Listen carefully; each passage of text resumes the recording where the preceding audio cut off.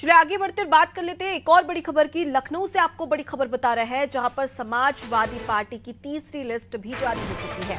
5 लोकसभा सीटों पर प्रत्याशी घोषित किए गए, जहां बदायूं से शिवपाल यादव को उम्मीदवार बनाया गया। हमीरपुर से अजेंद्र राजपूत चुनाव लड़ेंगे, वहीं बरेली से प्रवीण सिंह एरन प्रत्याशी होंगे। कैराना से इकरा हसन और वाराणसी से सुरेंद्र पटेल प्रत्याशी होंगे। तो देखिए टीवी स्क्रीन पर हम आपको इस सपा की तीसरी लिस्ट भी दिखा रहे हैं, जहां हमने देखा कि पहली 2 लिस्ट सपा जारी कर चुकी है और ये तीसरी लिस्ट भी समाजवादी पार्टी के सामने आ चुकी है।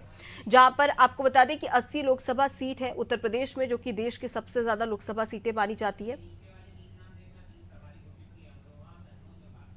और साथ ही आपको बता दें कि सपा ने 3 प्रभारी भी घोषित कर दिए। टीवी स्क्रीन पर हम आपको बता रहे हैं, जहां अमरोहा से और कन्नौज से और उसके साथ ही आजमगढ़ से ये प्रभारी नियुक्त किए गए हैं। चलिए इसी खबर पर अब ज्यादा जानकारी ले लेते हैं। हमारे साथ में संवाददाता शादाब जुड़ गए। शादाब, 2 लिस्ट के बाद में अब तीसरी समाजवादी पार्टी की लिस्ट भी आ गई। किस प्रकार से देखा जा रहा है इन लिस्टों को? क्या लगता है कि क्या ये तमाम जो प्रत्याशी है वो बीजेपी को कड़ी टक्कर दे पाएंगे?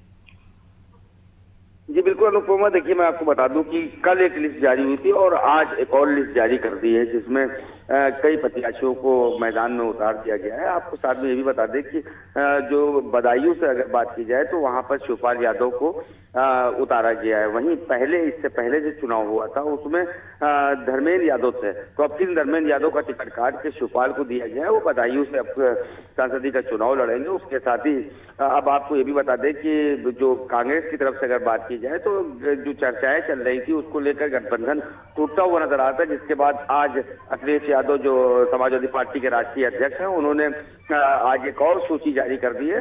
ताकि तकरीबन 3 सूचियां जारी हो चुकी है, जिसमें कई प्रत्याशी अब मैदान में उतर चुके हैं, अब तैयारियां करना चालू कर दी है। देखना अभी होगा, क्योंकि आज राहुल गांधी भी राजधानी लखनऊ में है, उनकी न्याय यात्रा लखनऊ में है। उसके बावजूद अखिलेश यादव ने भी ये बात कही थी कि जो है हम इस न्याय यात्रा में शामिल होंगे, लेकिन जिस तरह से गठबंधन टूटता हुआ नजर आ रहा है तो अब लग तो यही रहा है कि अब अखिलेश यादव इस न्याय यात्रा में नहीं शामिल होंगे। लेकिन अभी तक जो अखिलेश यादव है न्याय यात्रा में नहीं दिखे हैं, तो जाहिर सी बात है कि गठबंधन टूटता हुआ नजर आ रहा है। तो उसको देखते हुए अब जो प्रत्याशी हैं अब वो चुनाव मैदान में, अब एक कल तक देखना होगा कि कांग्रेस पार्टी की तरफ से क्या निकलकर बयान आता है या क्या जो सूची है कब तक कांग्रेस की तरफ से जारी होती है। जी अनुपमा, बिल्कुल शादाब, तो देखा जा सकता है कि किस प्रकार से समाजवादी पार्टी एक के बाद एक अपनी लिस्ट जारी कर रही है, लेकिन सबसे बड़ा सवाल कि बीजेपी के जो उम्मीदवार हैं उन्हें किस प्रकार से ये जो प्रत्याशी है वो टक्कर दे पाते हैं। और दूसरी ओर आपने भी इस बात का जिक्र किया कि अब गठबंधन टूटता हुआ नजर आ रहा है, और हमने उपचुनाव भी देखा था उत्तर प्रदेश में, जहां पर कांग्रेस और समाजवादी पार्टी ने साथ में चुनाव लड़ा था और इस दौरान घोसी विधानसभा सीट से सपा के प्रत्याशी ने बीजेपी को एक बड़ी टक्कर दी थी और शिकस्त भी दी थी। तो क्या लगता है कि कहीं ना कहीं ये जो इंडिया गठबंधन में जो टूट देखने को मिल रही है उससे कहीं ना कहीं समाजवादी पार्टी और कांग्रेस को एक बड़ा नुकसान हो सकता है?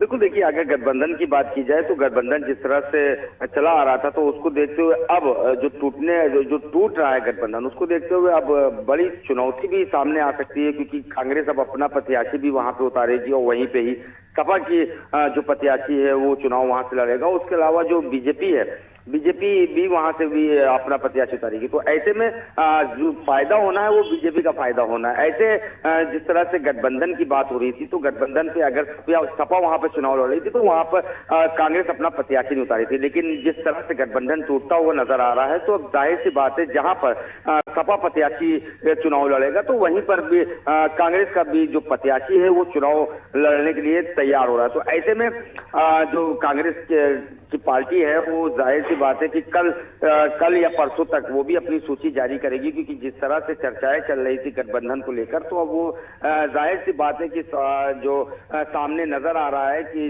जिस तरह से गठबंधन टूट रहा है, तो अब देखना ये होगा कि आगे क्या निकलकर सामने आता है। लेकिन इस गठबंधन को लेकर जो टूटने वाली बात है उसको लेकर अभी तक ना अखिलेश यादव हो या कांग्रेस की तरफ से कोई भी इस मामले पे चर्चाएं नहीं हुई है, कोई भी अभी आधिकारिक शादाब, तो एक और बीजेपी लगातार कोशिश कर रही है कि किस प्रकार से ज्यादा सीटों पर जीत हासिल कर ली जाए, तो वहीं दूसरी ओर अब सपा ने एक के बाद एक लिस्ट जारी भी करना शुरू कर दिया। ऐसे में देखने वाली बात होगी कि कांग्रेस का अगला स्टैंड क्या होगा। फिलहाल के लिए बहुत शुक्रिया तमाम जानकारी हम तक पहुंचाने के लिए।